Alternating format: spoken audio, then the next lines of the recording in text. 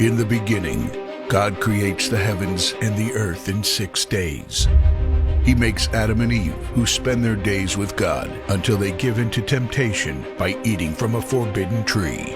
Sin enters the world, and things get so bad that God floods the earth and starts over with Noah and his family. Years later, God calls Abraham to follow him with the promise to make Abraham the father of a great nation.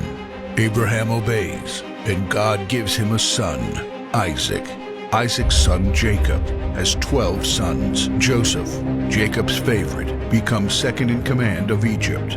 God uses him to save his entire family and Egypt from starvation. Hundreds of years later, the Israelites are slaves in Egypt. Moses is called to lead the Israelites out of slavery.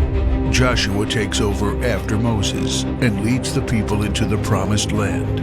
After Joshua, God raises up judges, temporary military leaders like Deborah, Gideon, and Samson, who protect and fight for God's people. The people tire of this leadership, and they call for a king. God gives Israel King Saul, King David, and then King Solomon. But it's all downhill from here. The people rebel. The kingdom of Israel is divided, and everyone turns their back on God.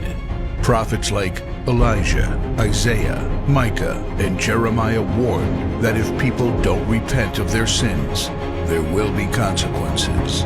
But the people ignore their warnings. The divided kingdoms are conquered, and God's people face captivity in foreign lands. People like Daniel show great courage and stand up for God when no one else does. Some of the exiled people return to the promised land, but for 400 years, God is silent. No prophets, no miracles, and no angel visitations. But then, the silence is broken when Jesus is born. He lives a perfect life, teaches truth, and performs miracles, proving He is God. He shows us the full extent of God's love by taking our place and dying on the cross for our sin. He is placed in a grave, but 3 days later, Jesus rises again, conquering sin and death. His followers travel the world, sharing the good news of His love and starting churches.